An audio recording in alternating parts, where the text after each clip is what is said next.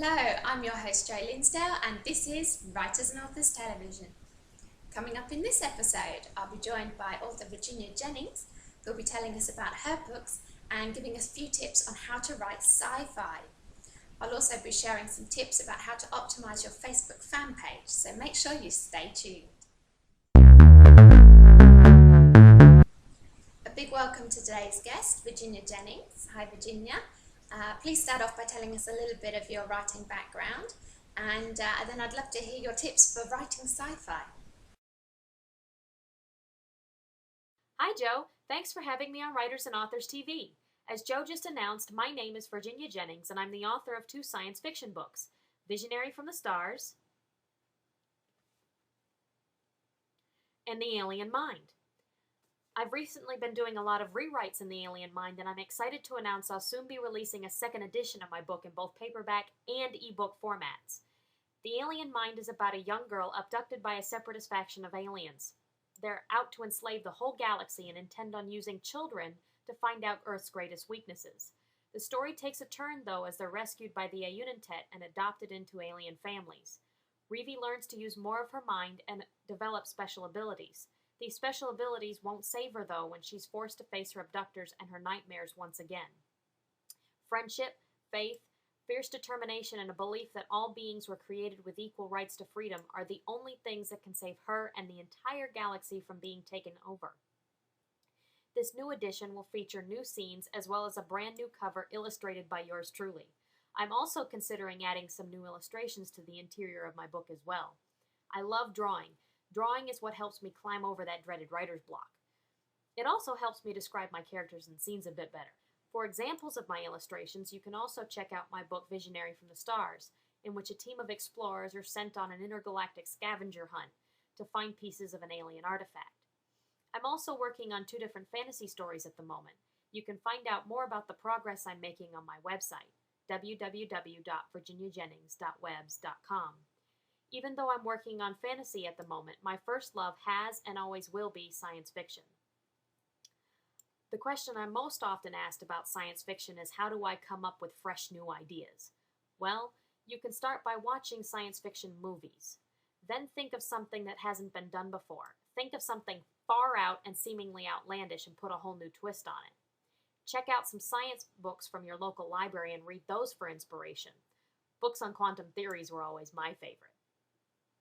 The next thing I would advise you do is to write your book as though you were watching it as a movie and wanted to describe the movie to your friend. If your friend couldn't see, just how would you explain this fantastic alien world you just dreamed up? But don't give everything away at the beginning of the book. Lace the details in with the action and the characters. Check to see if your first few pages leave your reader wanting more and asking questions. Questions are why we as a species keep growing and keep reading. They beg us to find out the answers. You want your reader to have an irresistible urge to pick your book back up off their coffee table to finish the next chapter. Then, once you have your book out there for everyone to read, the next big hurdle for science fiction writers is how to get their book out to their readers. There are readers out there for just about anything nowadays, but sci-fi is one of those genres that some people are into and others are not. How do you reach your audience? Well, you have to think like your audience. I decided to release a second edition of The Alien Mind as both paperback and ebook for many reasons, but the main one is related to its genre. Most people that I know who like science fiction are also very interested in staying up to date on the latest new gadgets and technology. For starters, since ebook readers have become very popular, I decided to follow the tide. Want more ideas? Many science fiction fanatics head to cons every year. Look up the website for a con near you and see if you can purchase a booth to sell your books. Also, if logic follows that science fiction fanatics love technology, then it should also follow that they also love the internet. Set up a virtual web tour for your book and try to get it hosted on as many science fiction related sites as possible to reach your potential readers. Another must in writing science fiction is to stay away from cookie cutter slap some pictures together book covers. On first glance, make your reader want to find out what's going on in that picture. Introduce your newfangled and complicated spaceship on the front, or even your outlandish alien species. Make your reader's eyes want to linger on the cover to study the detail. Would you like feedback on your cover? Or perhaps you'd like someplace to find people to help you host your virtual book tour. Maybe you'd even like to ask a group to give your first few pages a look to see if it begs them to ask for more. When I'm not writing, I also run a writers group called Where Writers and Authors Meet. You can find us on Facebook and also on the web at www.wherewritersandauthormeet.webs.com. If you've read either of my books, I would love to hear your opinion on it. Feel free to leave a review on Amazon or drop a comment via my website. Talk to you soon. Today I'm going to be telling you a bit about how you can optimize your Facebook fan page for better results. Now, since moving over to the timeline feature, Facebook has got a lot more visual. One of the things that they've introduced is the cover art that you can put on the banner at the top of your page. Now, there are a few rules that apply to this. They're included in the link below in the description, so check that out. But to give you a brief summary, for example, you're not allowed to include a website address. You're also not allowed to include contact information, so your address, telephone number, email are big no-nos.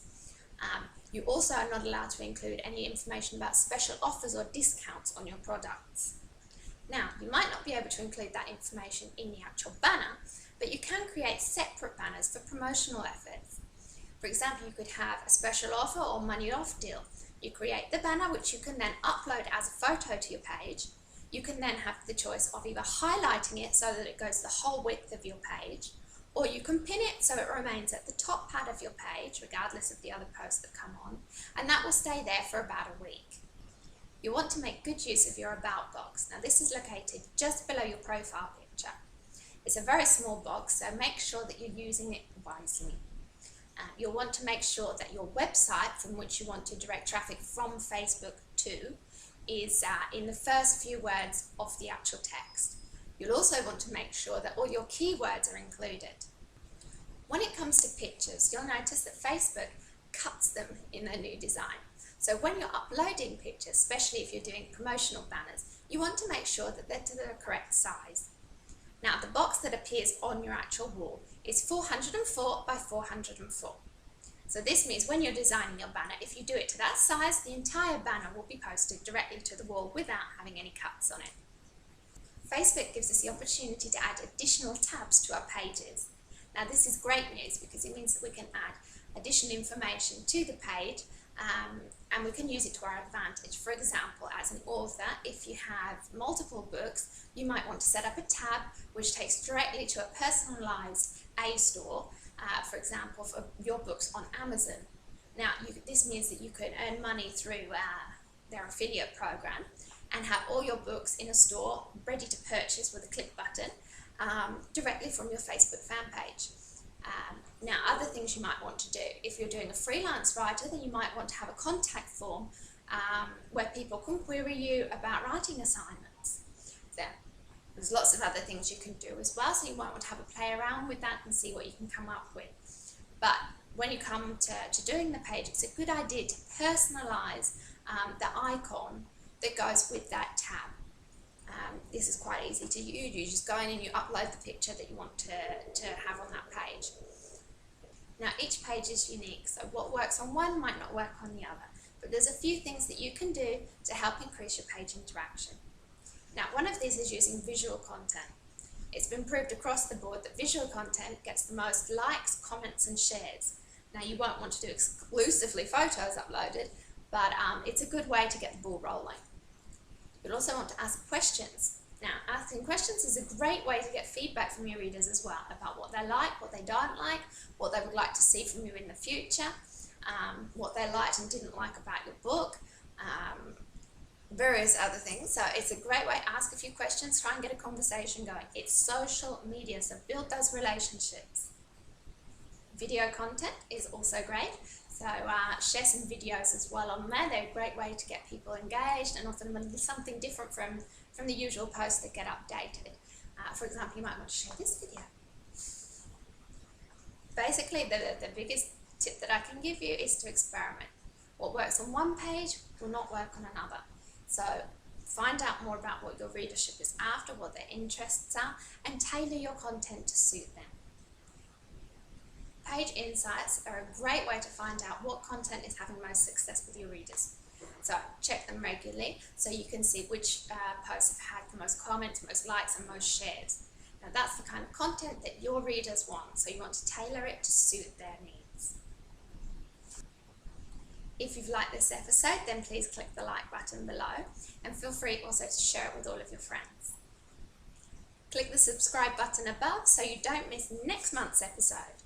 Because coming up in the November show, I'll be joined by author Jo Wilson, who you might also know by her pen name Janelle. She uses it to separate her thrillers from her general fiction and non-fiction works. She'll be joining me to talk about her latest thriller, Grave, and we'll also be sharing some tips about writing suspense. I'll also be taking a closer look at how you can optimise your Twitter presence, so make sure you don't miss it. Thanks for watching. See you next time.